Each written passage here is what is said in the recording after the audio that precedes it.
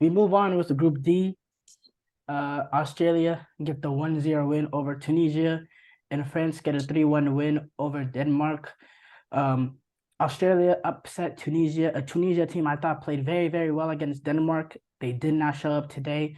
Once Australia got that early goal, it was all about whether or not Tunisia could break them down. And really, it would have been disappointed even if Tunisia got that one goal and ended off with a point. They needed all 3 points because they are a better team than Australia. Because Australia, in my opinion, is a poor team, but they couldn't break them down. And it's a shame for Tunisia because that's the end of their tournament with France coming up. So I think it's rather simple with those Tunisia and Australia. Denmark, France, though. France getting the 3-1 win over Denmark. I was very impressed with France. Oh, you're saying? Is it 2-1? Oh, 2-1, 2-1. I'm sorry, 2-1. I was impressed with France. I was, because we know Denmark did beat France twice in the Nations League leading up to this tournament, which kind of like, can you really beat the defending world champions 3 times? It's kind of like the 49ers, the Rams, 49ers, Rams thing. Like, they're eventually bound to get the win, and they did today. Through 2 goals with Mbappe. I thought France actually played really, really well, especially in that second half. I thought they created a lot of chances. I was very impressed with France in general. Dembele on the wing, getting past the individuals that he's going up against, creating space for other guys. Um, for me, very impressed with France. Yeah. Starting with Australia. Australia, they may have not been the better team throughout these few games, but at least they got their 3 points, which is so crucial because now they just have to get a result against Denmark.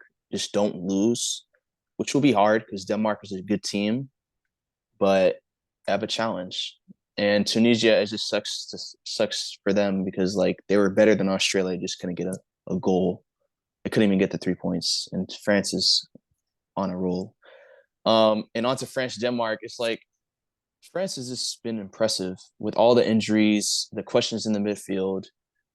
And Just they just being able to surprise to get out of they're the first team since 2010 to get out of the group stages the following to get out of the group stages the next World Cup after they win as defending champions. So I'm honestly very impressed with France. I didn't expect them to get out to get knocked out in the group, but I thought that there was definitely a slump, not just because of the injuries, but because of the bad lead up entering the tournament, because of the games that they lost, because of the performances entering the tournament.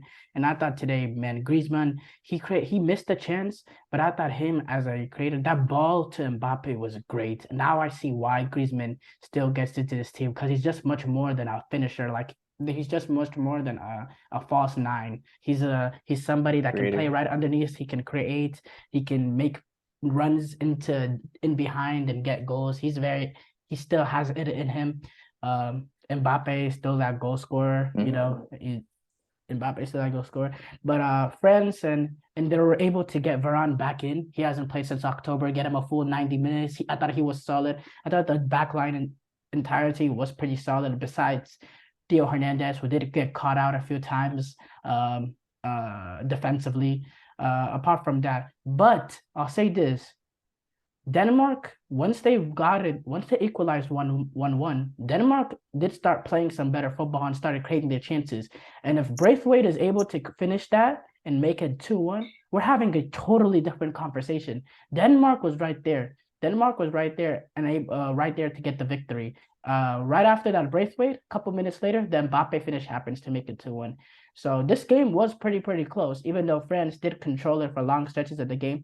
Denmark had their chance to win it, which is still a little bit concerning for France. But at the end of the day, France finished their objective, and that was to win the group as soon as they can, and now they can enter that Tunisia game with the ability to rest players and get them ready for the round of 16, which is a uh, very crucial because they were able to do that last World Cup and that last game against Denmark. They won the group early and was able to rest against Denmark. What did they end up doing later on that tournament? They ended up lifting it.